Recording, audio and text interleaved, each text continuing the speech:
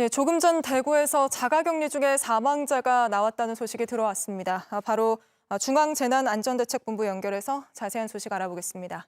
자, 윤재영 기자, 환자 두 분이 또 숨졌다는 소식이 들어왔던데 자세히 좀 전해주시죠. 네, 대구시 발표에 따라서 사망자가 2명이 더 추가돼서 사망자는 총 20명이 됐습니다. 한 명은 40년생 남자고 칠곡 경북대병원에서 입원 중 숨졌습니다. 기저질환으로 고혈압이 있었습니다. 다른 한 명은 34년생 여성으로 대구 가톨릭병원으로 이송 대기 중에 자가 격리 중에 숨졌습니다. 기저질환으로는 당뇨나 고혈압이 있었습니다. 예, 또 자가격리 중에 숨지는 환자가 생긴 거네요. 그리고 또 조금 전 정부가 코로나 대응 지침을 개정을 했는데 종전과는 달리 중증 환자와 경증 환자를 구분해서 치료한다는 거죠. 그러면 지금 같은 이런 사망자는 막을 수 있는 건가요?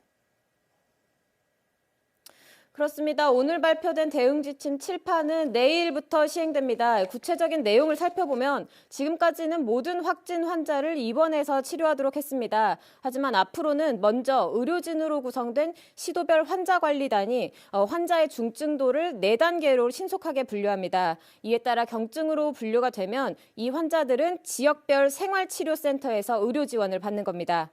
생활치료센터는 시도별로 국가 운영시설이나 숙박시설을 활용해서 마련되고 전담 의료진이 배치됩니다. 이들이 경증 환자들의 건강 상태를 수시로 모니터링하면서 상태가 나빠질 경우엔 곧바로 입원 치료를 받을 수 있도록 한다는 겁니다. 생활치료센터는 우선적으로 대구에서부터 운영이 시작되는데 바로 내일부터 대구의 중앙교육연수원에 경증 환자들이 들어갈 수 있다고 밝혔습니다. 네, 결국 이렇게 결정한 이유는 중증 환자들이 우선 들어가야 할 음압 병상에 한정돼 있기 때문이죠.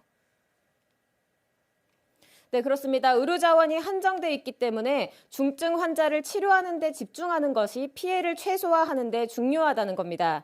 그리고 이 바이러스의 특징에 대한 언급도 있었는데 지금까지의 한 달간의 전파 양상을 살펴보니 확진 환자의 약 80%, 그러니까 5명 중 4명꼴은 경증 환자였고 그럼에도 전파력은 매우 강했던 겁니다. 따라서 이렇게 의학적으로 치료가 필요하지 않은 경증 환자를 굳이 병원에서 치료하게 할 경우엔 의료진의 감염 위험과 피로도만 높이는 역효과를 낼 것이라고 판단한 겁니다.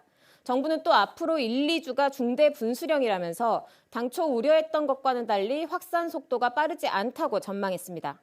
예, 그런데 환자들이 생활치료센터에 모여 있으면 상태가 더 나빠질 가능성은 없습니까? 네, 여기에 대한 이야기도 나왔는데요. 기본적으로 센터는 1인 1실을 원칙으로 할 예정입니다. 음압시설을 새로 갖추기는 현실적으로 어렵지만 방역과 환자 모니터링에 집중해서 상태가 나빠지지 않도록 힘쓰겠다는 입장입니다. 정부는 전국 지자체에 생활치료센터를 전부 다 만들도록 요청한 상태라면서 대구 지역에는 여러 개 시설을 만들 수 있도록 추진하겠다고 밝혔습니다. 네, 그리고 또 퇴원이나 격리 해제와 관련해서 바뀌는 부분도 좀 설명을 해주시죠.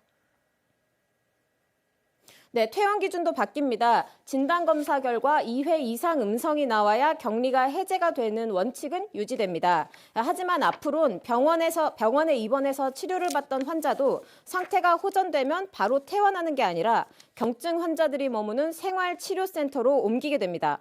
그곳에서 바이러스가 완전히 없어져서 격리 해제를 할 수 있을 때까지 경과를 관찰하게 되는 겁니다. 예, 지금까지 윤재영 기자였습니다.